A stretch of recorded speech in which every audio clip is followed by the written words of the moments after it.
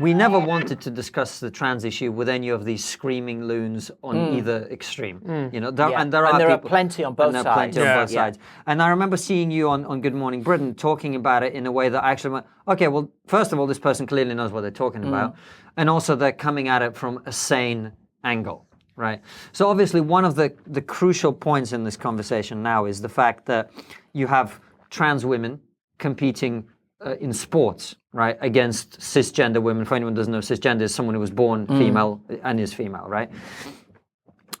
And what is your view on that for anyone who hasn't seen it? Well, my view, controversially as far as trans people are concerned, is that I don't think you can actually get away from the fact that if you've been through a male puberty, the chances are, not guaranteed, but the chances are that you are going to be taller, bigger, have a longer reach, a greater stride, all of these elements that will come into play if you're playing a sport. And I would divide it into two areas, the sport. I think, obviously, in terms of keeping fit and having fun and recreational, then I don't think there's a problem. If everyone's happy to accommodate people into that environment, then great. But I think there is a distinction when it's professional sport at the highest level, because to reach, you know, the Olympic Games or a national championships in a particular sport,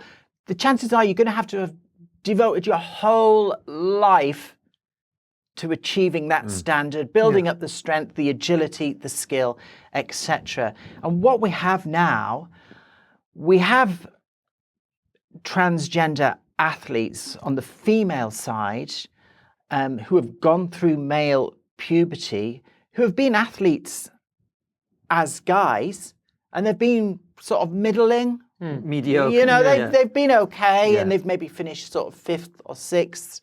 But now that they've moved into the women's area, you know, they're winning.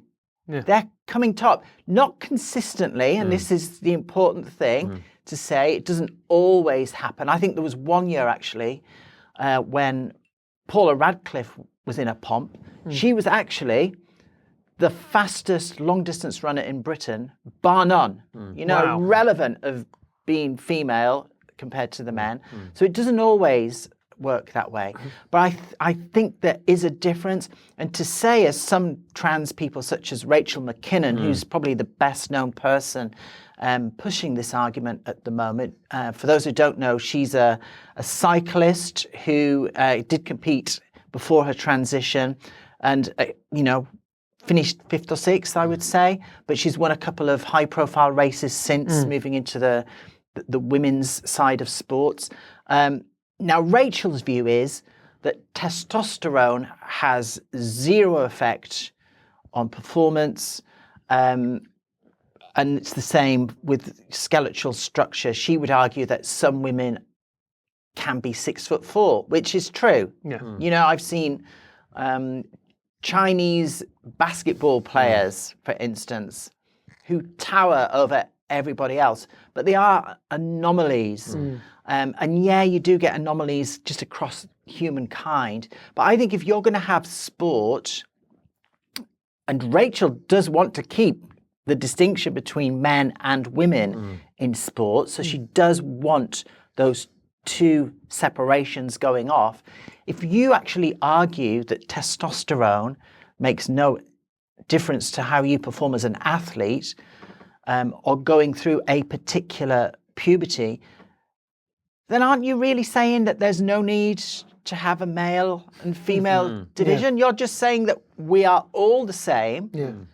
So why doesn't Rachel just say, instead of saying I need to compete in the women's division, why doesn't she just argue, if that's how she feels, for open sports, you know, that men should be competing against women? And I think that's where the little bit of hypocrisy creeps in with her argument. If she felt that it did make no difference whatsoever, she'd be quite happy to compete against the guys.